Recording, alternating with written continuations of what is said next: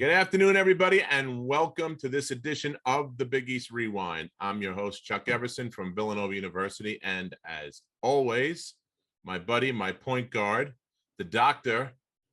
Sonny Spera from Syracuse University. How are you, Sonny? Chuck, I'm doing good. We got another guard in the house. Let me remind you before we even introduce him. Another guard. No more big guys for a while. I know. It's pretty good. Actually, it's gonna be fun because this is one of the guys that was at the very, very beginning of the Big East. In fact, he was the first MVP of the league, Sonny. I don't know if you knew that. So that's big stuff. You know, all I know is on the scouting report, I was like, I don't have to cover him, do I? No, he can fill it up. That's for sure. Let me cover the other guard. Yeah, no, he could fill it up. I'm sure he could still shoot. He looks like he's in shape. I'm sure he could still shoot it a little bit. That's for sure. So without any further ado, Sonny, our guest today from Bergen, New Jersey, North Bergen, New Jersey High School. He was an All-American. As I said, he was the Big East Player of the Year in 1982, led the country in scoring. He was the first ever MVP of the Big East, as I said, and really fun. It's going to be a pleasure to have him here with us. The great Danny Callandrillo. How are you, Dan? Hey, Chuck. Hey, Sonny. Thanks for having me. Absolutely. Thanks for coming on. I mean, you talk about guard skills. You're an elusive guy, Danny. Holy cow. We had a tough time tracking you down, brother. It's been months we've been trying to get you. So I appreciate you coming out. You know, you were juking left and going right on us, I think, right, Sonny? Yep. Yeah, we had our guy Dan Dunn on the case, and finally we were able to track you down. So we've had a lot of requests, Dan, and no kidding around. We've had a lot of requests to have you come on and talk with us, and we've been doing this for about almost 2 years now, and it's been a lot of fun. It's very nostalgic, and it's been a lot of fun talking about the old times and the Big East times, and people have, we have ways that they contact us through email or whatever, and people always ask us to get a hold of you. Now, you have to be, besides John Pannone, you're like the most requested guy. So thanks a lot for joining us today. So I appreciate that, man. Welcome. So Chuck, I got to tell you, right? Go ahead. My wife's in the background. She hears, I'm going to talk to Danny Callandrillo today. She's like, that name's familiar. Then I was like, Bergen, North Bergen. Oh, yeah, North Bergen. Man, when he came on, she popped over my shoulder, like right here. And then I was like, okay, let me get out of the way. Jersey strong, man. That's good. So let's talk about growing up playing basketball with 12 brothers and sisters, right? Dan, you come from a big family. Yeah, and talk about what that was like growing up in Jersey. Well, my mom and dad both were deaf. There was 13 of us. We lived, we were in a 4-story walk up in North Bergen. And I always tell even my 4 boys that, we had a good childhood. It was the work ethic from an Italian, immigrant. My mom was from Ireland. It was instilled in us at an early age, work, be a good person. My parents are both devout Catholics.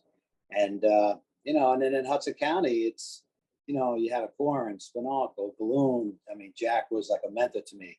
You had Gallus that went to Seton Hall, Jimmy Boylan, Spinacle. You had guys that weren't just good; they were pro players.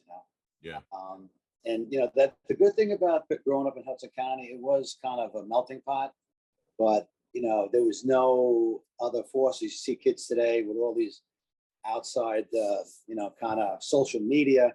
In the day, and you guys would know, it was strictly, in Hudson County, you either played sports, you ran numbers, or you did drugs. So it was pretty simple for me.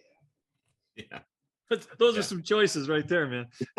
Yeah, that's so okay. So now when you're playing at North Bergen, right, and you start to show some signs of being a player.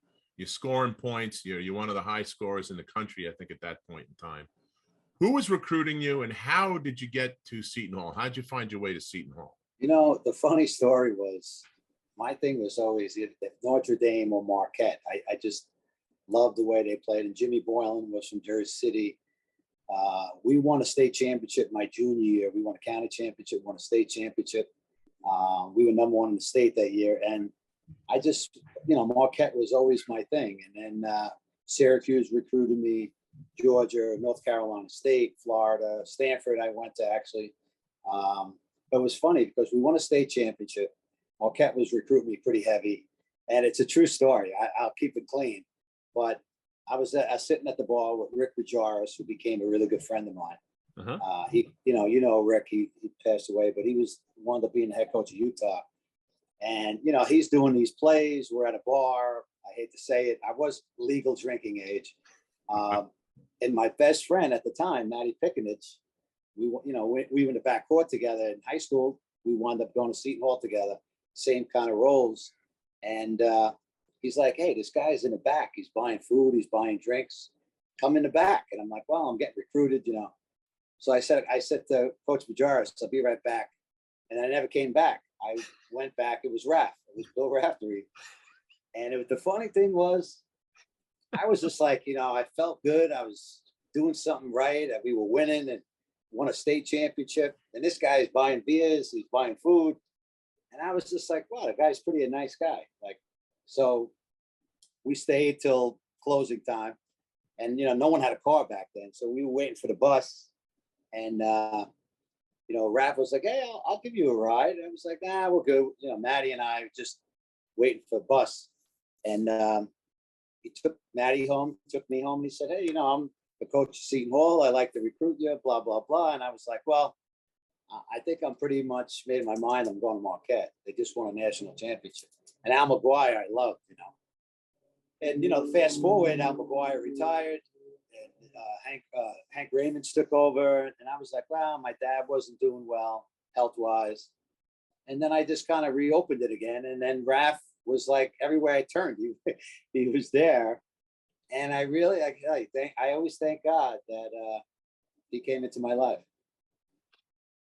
Now, how strange is that, Chuck?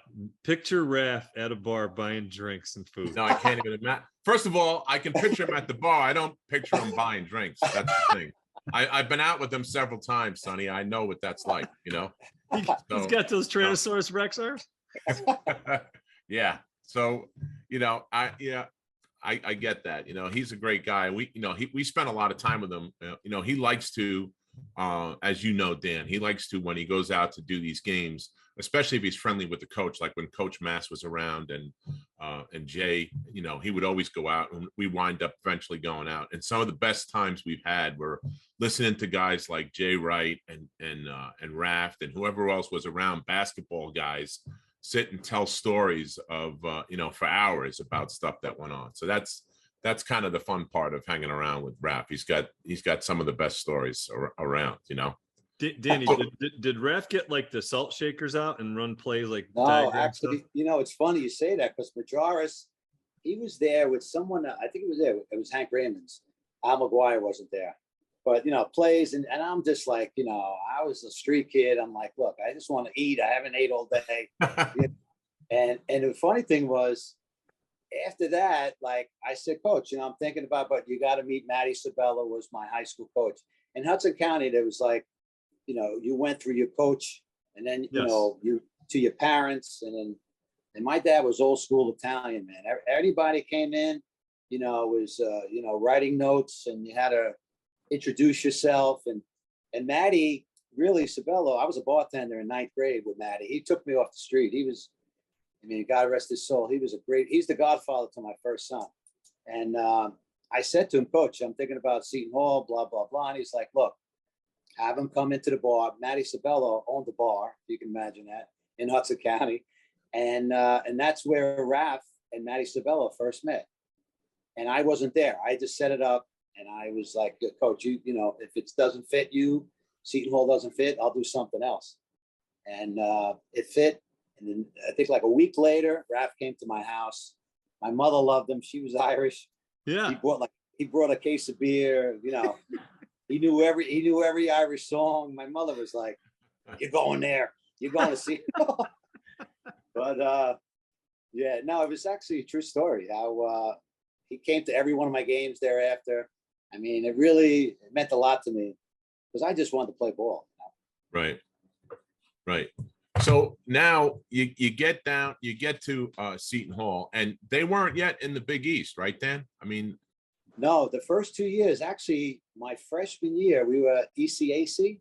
Yeah. And that year, we would have went to the NCAAs that year. We ran into Rulin, who, at we Iona. Iona, yeah, and he was just like a monster. The beast. You know, it was like I the funny story, and I won't take the lead on it. I had the key to Seton Hall, Walsh Gym, and every year I was training and playing and blah blah blah. So Raph comes in right after that year. We had a great year. I was going into my sophomore year, 80, and he's like, Danny, keep on working out, keep on training. I said, yeah, coach, I'm training I lived at Seton Hall. He's like, we're going into this new conference. I said, what do you mean? Oh, it's called the Big East. And I'm like, who's in it? Georgetown, Syracuse, Saint. I go, coach, why?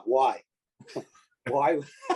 I'm like, why are we going in there? We can't even beat Manhattan and Iona, which we did. But my point was like, coach, it's so hard, and then we're going to Georgetown. You're going at Syracuse. But I got to tell you, he pulled it off. I don't know how he did it.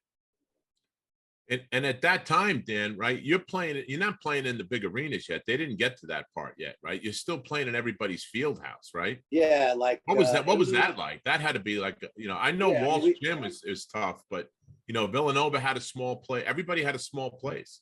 Yeah, we played Villanova on I guess it was on campus. Yeah. Syracuse was Manley Fieldhouse, which was beautiful. And everybody else was local. And 80 was the switch when we went into, they built the Meadowlands in Secaucus. And that was unbelievable. We were getting 16, 14,000. It was so exciting. But for the first year, we were at Walsh. My freshman year, we played you at Walsh, and I remember all the lines on the court. I was like, okay, the volleyball line, the basketball line, this is the 4-square line. What line is that? It was multi-purpose. Absolutely. And it had like a parquet floor too, right? Didn't it? Well, yeah, it was funny because we played Georgetown. It was so bad. And Patrick's a friend of mine. They were throwing stuff. They were touching them. Because the out of bounds was like people sitting. Yeah. It was great for us.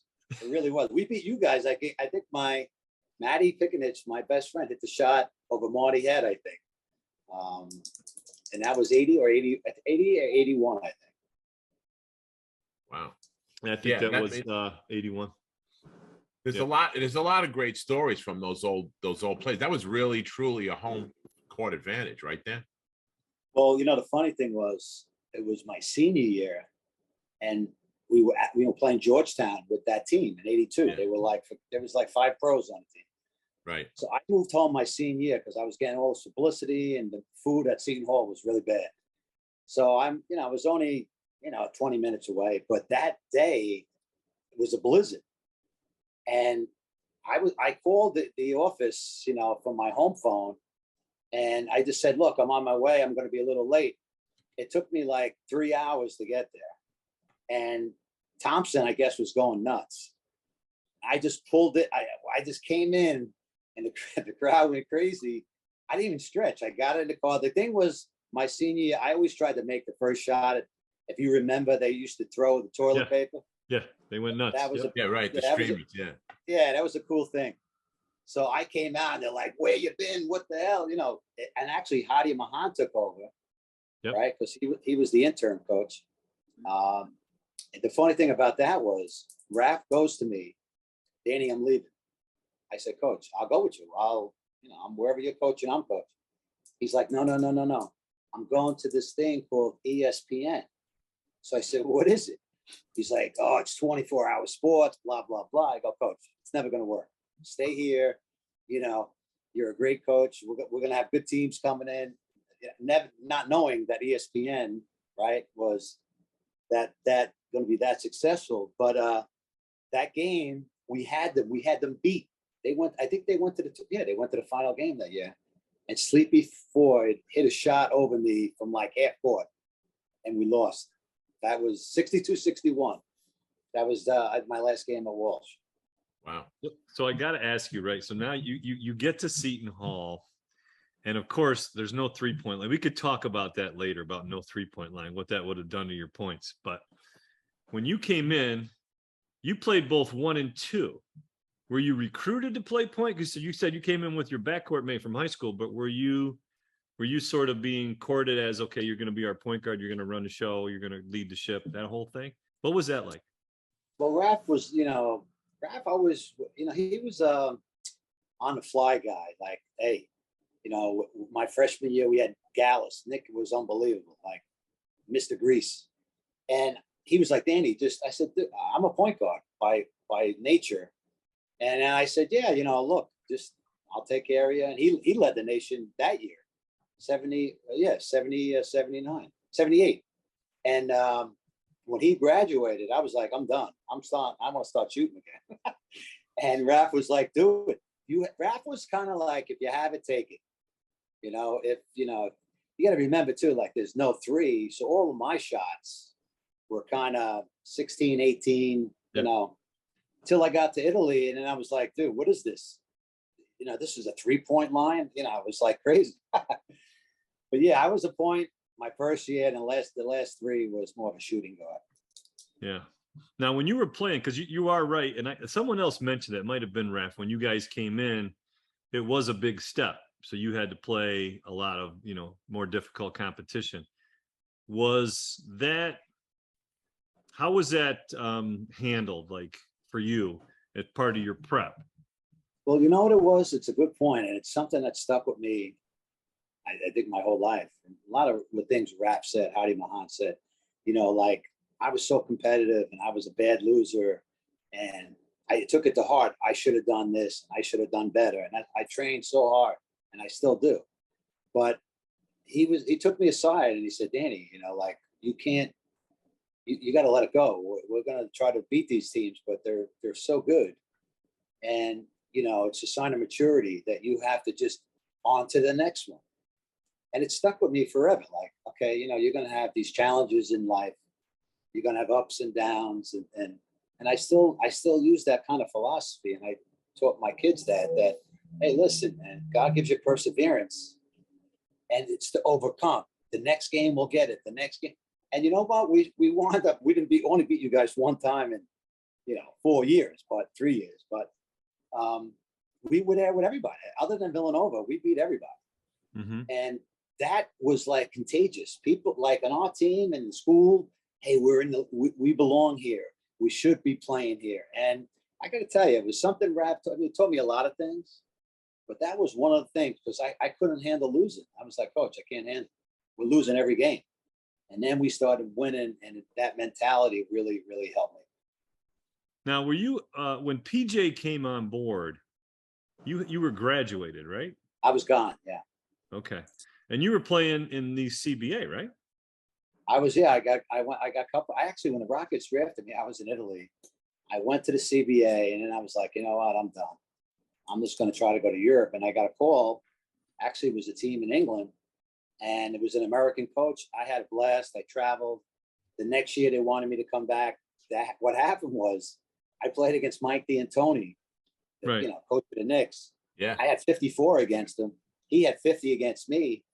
And we went for a beer after in Crystal Palace. He's like, dude, you're Italian. You got to get out of here. Go play in Italy. Like, more money. I said, and he was probably 10 years older than me. He was like, Danny, take my number down. You got to remember, no phones back then. Take my number, call me. I'll pick you up in Milan, blah, blah, blah. Which I figured this guy is never gonna. Our season ends. We lost in the finals in England. I had a great 2 years there. And I called him. I'm like, hey, Mike, it's Dan. He's like, when are you coming in? I couldn't believe it. And he introduced me to his agent, McGregor, Mr. McGregor, and that was it. And I spoke to him like right before COVID. I said, you really helped me out. He's like, whatever, who cares? He was such a nice guy. I really never forgot him. I really appreciate everything he did for me. Now, where did you land in Italy? You said where was first of all, where's your roots from? My dad was from Naples. Okay. I'm south of Naples. He was one of, I don't know, he was one of 10. My mother was from Ireland. Yeah. You got to remember they were both deaf. So both your parents were deaf. Both my parents, yeah. I didn't know So that. really, the first language I ever spoke was sign language. My sisters kind of taught me, but they met in the Bronx, and then they moved to Hoboken. I was born in Hoboken, and from Hoboken, my dad, had a couple jobs, and we wound up in this apartment building. And I, it's funny because years later, I took my kids up. I'm like, you should see where I grew up. And I took them up there, like, Dad, look at the size of this house. I go, dude, that's called an apartment building. They were little at the time. I'm like, go 4 stories up, that little window. I said, Dad, there's so many windows. I go, no. There's all people living in those windows. I said, we had one little window there. But, I'm thankful for the way I grew up. My parents with that work ethic. I think you're in every event or whatever you want to achieve and accomplish in your life if you just have that work ethic. I really do believe that. So but you ended up playing, you said Rome. Was it the Rome area you ended up playing? I was in Rome. I lived Via Veneto by the embassies there. It was beautiful. Via Veneto, yeah. So did you end up playing? You had to play Roosevelt Bowie then, because he had a long career. Yeah, no, Roosevelt. I mean, it's funny. I got recruited pretty heavily by Syracuse. Yeah. I didn't tell you that. I didn't know Lewis that. Orr and Roosevelt Bowie took me out. And I love Lewis Orr, man. Lewis was great. Yeah, But Seton what Hall guy happened too. Patino was the assistant coach. Yep. And we won 5-star. He was my coach. And I never knew who paid for me. I got a ticket one day, and I took a bus to New York, and I took a bus from New York to Pennsylvania somewhere. We won it, and Patino was all over me. And I went up there, and I loved it. It was like, oh, my God, this is like the real deal. It was like kind of like Marquette, bigger, though. And we're at this bar restaurant, and I'm like, dude, it's a blizzard outside. He's like, Danny, don't worry about it. By tomorrow, it'll be clear. I said, no. Is this like an aberration? No, this is like every other day. I was like, I don't mind the snow. I don't mind the winter, but I'm like, dude. And the place is all hills there too, Dan, right? I mean, yeah, I was like, it's tough for me to go to walking up the hills in the snow, Sonny. He blew it. Patino blew it. That's one of his first losses. Wow. Unbelievable. So I got to ask you this story because Raf's first game, you played in the first game that he announced. He talked about that when we had him on the show. All right. And I think you made a buzzer beater and won the game. And what'd you do? You run over there and gave Raf a kiss? Yeah, what happened was I hit like 4 or 5 in a row, like in a week or so. I didn't know. Like, you got to remember, there's no communication. There's no phones back then. So we were playing Princeton, and I not that I didn't like a team. I had this, the freezing the ball and the way they played was really pissed me off. And I'm thinking I was averaging 29 again. I'm like, I'm not gonna get like 14 points here. And then I look over and they go, Danny, that's Raf. And I'm like, what? So before the game, I'm like, Coach, what's going on? I said, he's like, Danny, I'm announcing the game. I'm like, oh man. So talked a little. Halftime, I gave him a pat on the back, So now the game, we were down, and then we came back, and then I hit a shot at the buzzer. Walsh went crazy. So as I was running off, he gave me one of the pumps fist, and I gave him a kiss. I mean, physically a kiss on. No, not just an Italian kiss, just a kiss. No, what happened was it was crazy because Kirill. He was crazy, man. He was crazy. Pete Carroll was, God rest his soul. He was crazy. No, he came into the locker room, our locker room. And I thought he was going to say, hey, Danny, nice shot. He went nuts. This place sucks. There's no water, blah, blah, blah. There's only one shower head. You guys, this, that. And I was like, oh, my God. We were so happy. And then Raf came in, and everybody just got so emotional. And, it was I think it was great for him, but it was great for us too. Yeah, he talked about that, right, Sonny, when we had him on. He spoke about that. He thought that was the greatest thing ever. And I'm pretty sure that was his first game that he did. Now look at where he's a Hall of Fame announcer now after all these years. Unbelievable. Right? Might have been his first extramarital kiss too, I think, is what he said. That's true. I think that might be true. So talk about some of the matchups, Dan, in the Big East. Who gave you a hard time?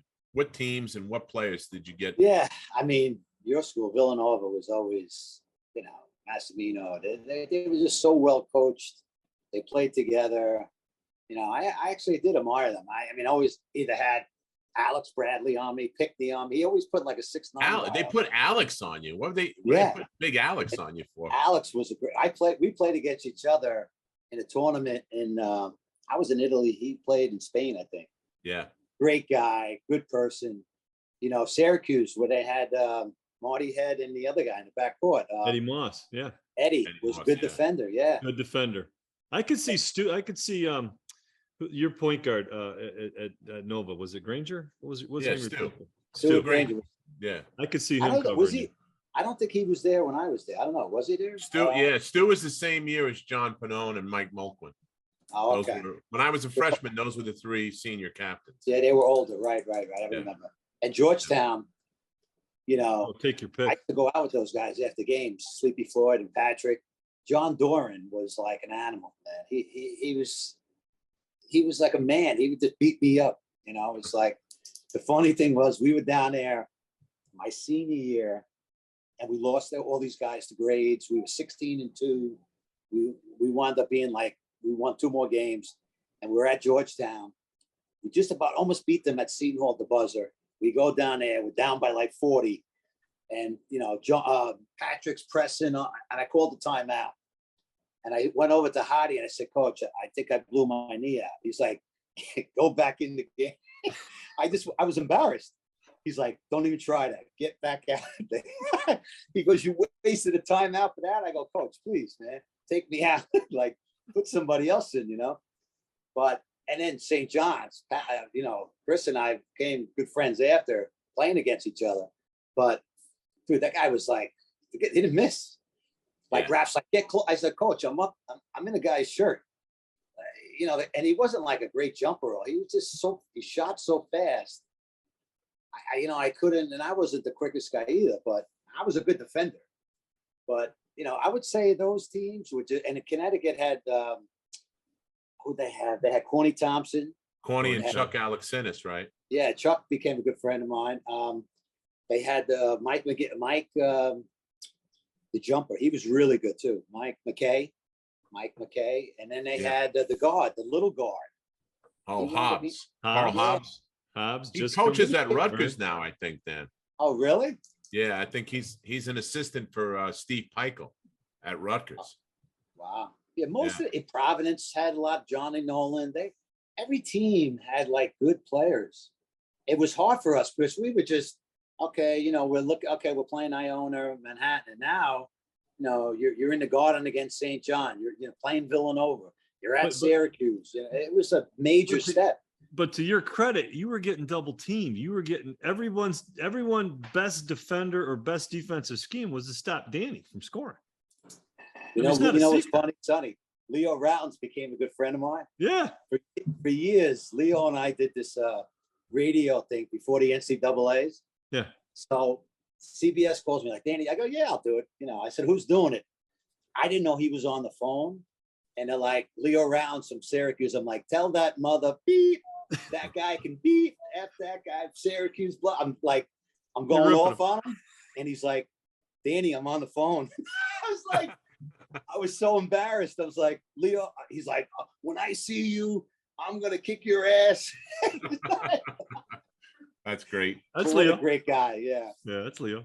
You know, to Sonny's point though, Dan, I mean, all kidding aside, I mean, your senior year, didn't you have 3 guys like have to leave the team for academic reasons? And then, so now you got it. Now you got everybody trying to guard you, and you wind up, you know, pretty much leading the country in scoring, right?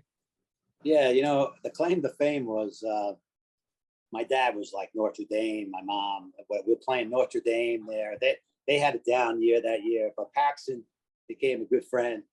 And before the game, I'm like, dude, you suck and we suck. So, you know, like, good luck. And we wound up beating them. And I had a good game, you know, they gave a trophy out, blah, blah, blah. But it was tough because what Hardy did was smart. He was X's and O's. In practice, I ran off everybody. I just ran off. I learned how to really run through a screen, have a guy behind me. There was always a switch.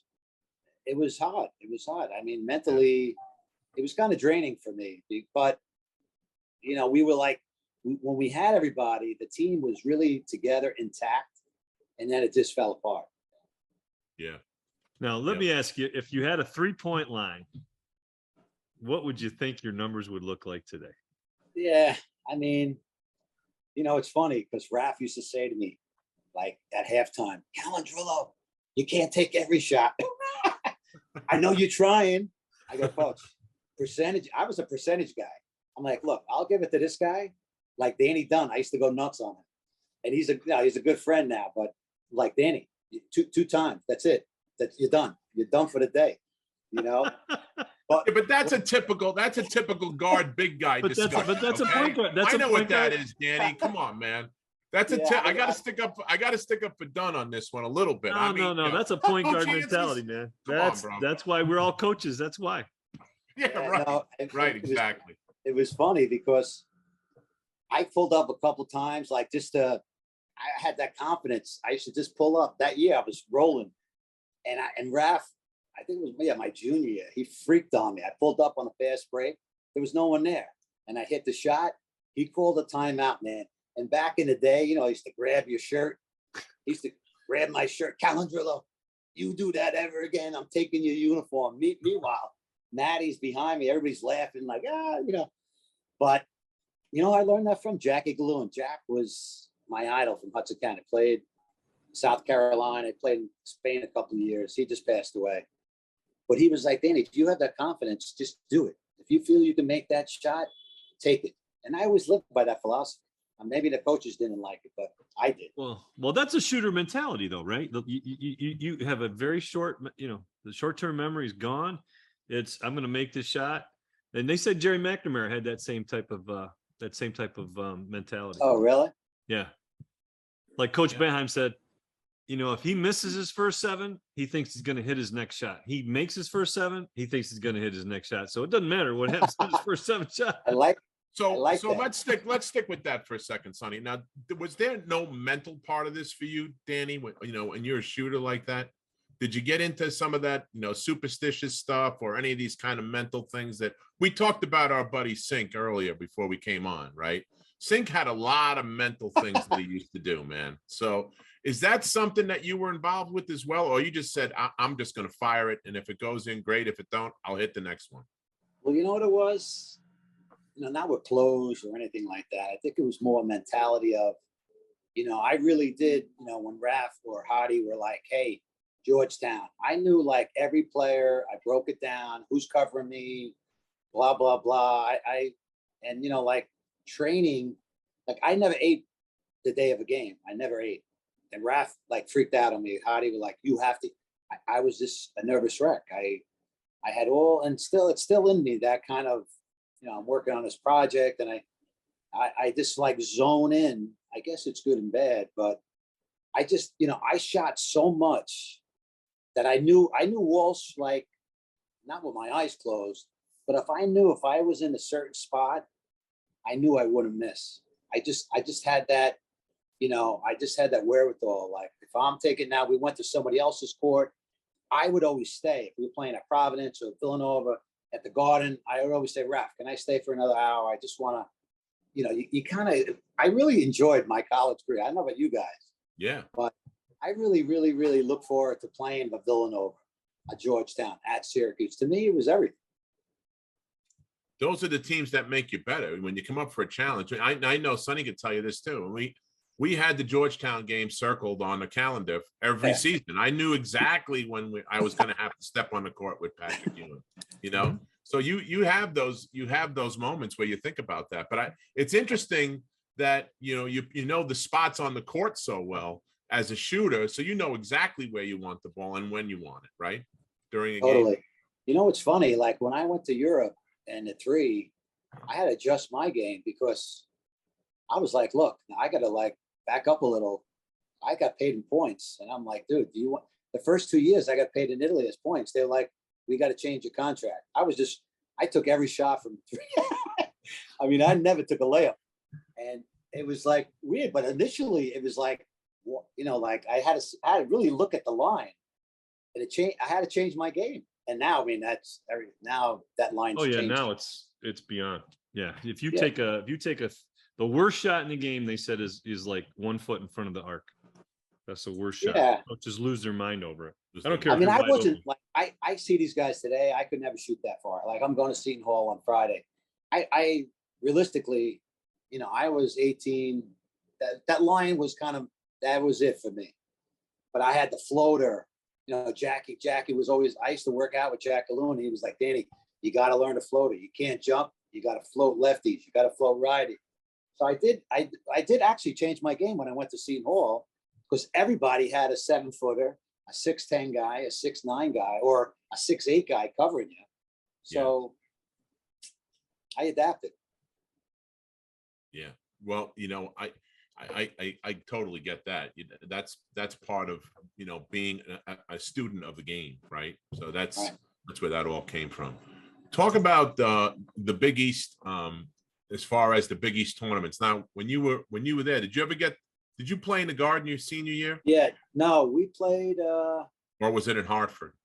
It was in Hartford senior year. So you never got to play the Big East tournament at the Garden. Nah, so talk about what it was like playing that tournament at the Dome and in Providence and in Hartford. Yeah, I tell you, it was a great. I mean, we always lost the first round. We always had Georgetown, Syracuse, but I got to tell you, it was and they treated us, even though we were a small school, probably the smallest school. Big East and Gavitt, you know, Tringhisi, all those guys. Yeah. The funniest story ever was we were at Maddie and I. You know, you get your per diem. It was like $20, whatever. So we were at Providence. I said, Maddie, let's get dressed up. Let's just go to the best place in Providence. We went to this Italian place. No one in the place. We're sharing a glass of wine. We're sharing a salad. The entree comes. We're sharing it. All of a sudden, Raph comes in, Gavitt, Tringhisi, you know, the whole Big East, the Seton Hall coaches, blah, blah, blah. So this guy the waiter comes over. He says, oh, that big group over there, they want to buy you dinner. So Maddie, typical Hudson County, he goes, can I see the menu again? So Maddie gets the menu, bottle of wine. He's like, Danny, as fast as you can eat and drink. If food comes, we order 2 steaks, bang, we're eating as fast. We know what's going to happen. Drinking as fast as we can. Raph comes over. He's like, you guys want to play tomorrow? Yeah, coach.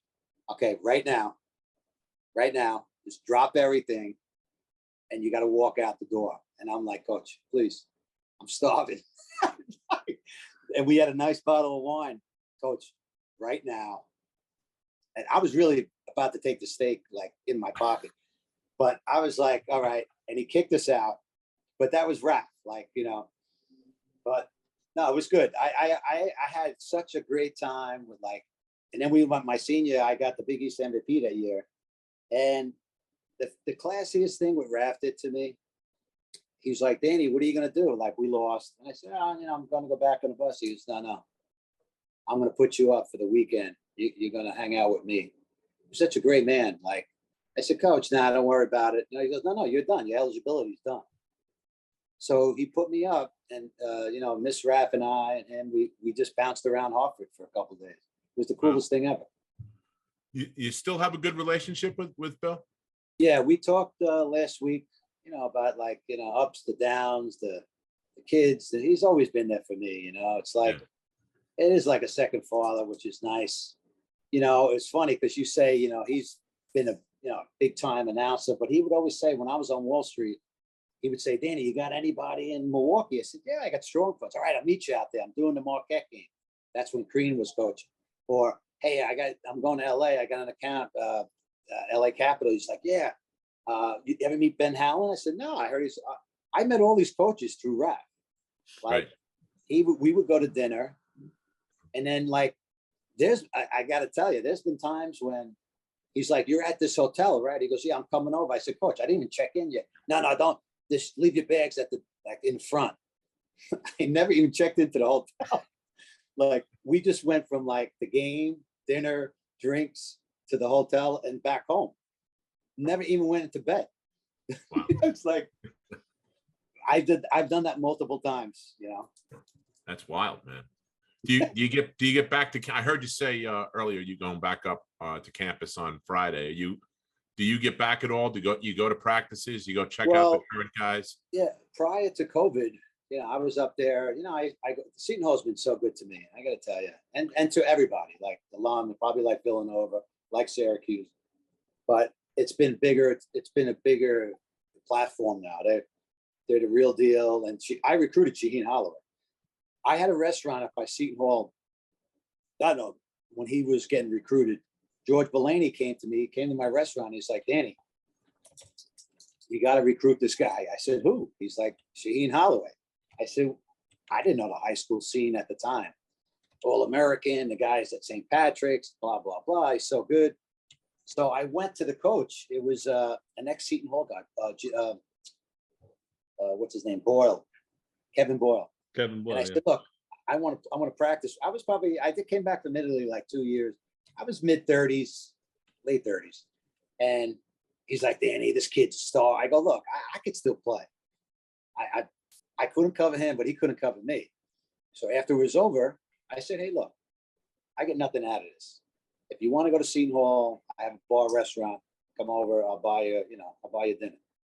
Comes, talk, bloom, comes with an age. I go, dude, there's no agents, there's no lawyers. I said, look, you're a city kid. I was a city kid. You come, you hear, you play. If you can project that Duke, good for you. You should go. North Carolina, you should go. A couple of weeks later, comes to the bar. Hey, Mr. Callandrillo. I said, look, dude, I don't care where you go. George is a great guy. He was a great player himself. So, they did that Madison Square Garden with the hats and this and that. So everybody's at my bar and he's going, I'm going to go to Seton Hall. They're all looking at me like, how much did you give him? I said, I gave him nothing. I said, I told the kid the truth. Like, city kid, if you can project at those big schools, good. I know I couldn't. And you know what? Fast forward, what he did with St. Peter's. Unbelievable. He called me. The whole world was calling the kid. And I never called him. I would say 3 weeks after the job, 12 o'clock at night, I get a call. Same number. His number is mine. I have the same phone. He's like, Mr. C. I go, hey, what's up, coach? He goes, you're the real guy. You never called me. I go, look, helping kids, you done it. Sonny's done it. I mean, we all do it. I said, look, I helped you and you took the right advice. And I'm happy for you. So he called me a couple of days ago. He said, look, come up Friday. We'll have lunch. And I haven't been out there in 2 years. So we'll see. I want to see what his plan is. What is, and I haven't seen the school either. So. Well, that's cool. That's cool. Yeah. We have one of his teammates, Lavelle Sanders, is up here at Binghamton University coaching now. So it's really nice. It was nice to kind of share that with him, with St. Peter's success, was really cool. So you talked about playing, drafted by the Rockets, played in England, I know, for a couple of years. I think Red Bruin played over there for a little bit, and then you went to Italy, right? And then Wall Street and bar. Talk about some of your experiences, what you've been doing since. Well, it's funny. When I came back from Europe, I was just looking to play, and they're like, "Look, you got to go to Basketball City. You got to go to the downtown, the DAC, the Downtown Athletic Club." So I started going over there. I was like, really not working. My wife was working at the time, my ex-wife, and so I go play, and this guy's there, Timmy Coughlin. I'll never forget that it's the whole 9/11. I lost a lot of my friends, but came over to me. He's like, dude, you're diving, you're on the floor, you're not a young kid. I said, yeah, I used to play, blah, blah, blah. He goes, you would be a great trader. I go, trading what? He goes, oh, we trade government bonds, institutional. And every trade is $1 million. And I said, look, I don't know if I could do that. He's like, no, gives me his card. I go in there the next day. There's 300 brokers screaming and yelling. That's when I was nervous. He goes, wait, you can play at the Garden, you can play at Syracuse in the Dome, and you don't get nervous? I said, no, because I knew my craft. I didn't know Wall Street. I never really read a financial magazine. And he was like, no, I'm telling you, you could do it. We have a lot of athletes here, blah, blah, blah. And that was that was my career. I started my career. It was funny through basketball, Oh, all the connections. Now, of all the travels and stuff, is there any places or experiences that stick out more than another? Well, I got to tell you, Italy was a playing ball wise, Italy was just, I went back 2019, you know, where my dad was from. I went to Venice, you know, I just, it was the way I was brought up, you know, like everybody has tradition, everybody has kind of their nationality. And even though my mother was Irish, she was in an Italian family because my grandmother, my grandfather, we all lived together. And, you know, my mother was a phenomenal cook. My dad was a great cook. And I just wanted to see, like, it was really, you know, I wanted to go to the NBA. It would have been great. Maybe a different time, whatever. But the traveling was amazing. And I tell every kid, even my own kids studied abroad. I tell every kid, man, there's another world outside of North Bergen or Hoboken. You know, when you're a young kid, you know, we didn't have a car, we didn't have a TV, we had nothing.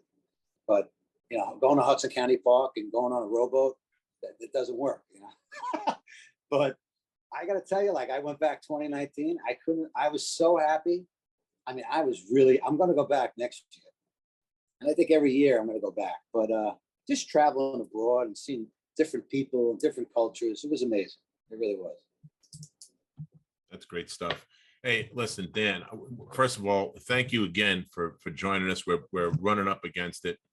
Appreciate you coming out, you know, and sharing the stories. You have more stories than me, and that's hard to do, buddy. That's I know going that. some. So. That's going some, Danny. That's saying something right there, pal. You're an MVP of our That's Italian, story. though, baby. No That's doubt Italian. about it, you know, MVP. So again, thanks again for joining us. Really enjoyed having you on. Really enjoyed getting to know you a little bit and hanging out. And hopefully we'll get together down the road for an adult beverage somewhere. Definitely, without a doubt. I love you guys. Anything I could do to help, just reach out. Anything I can do to help you.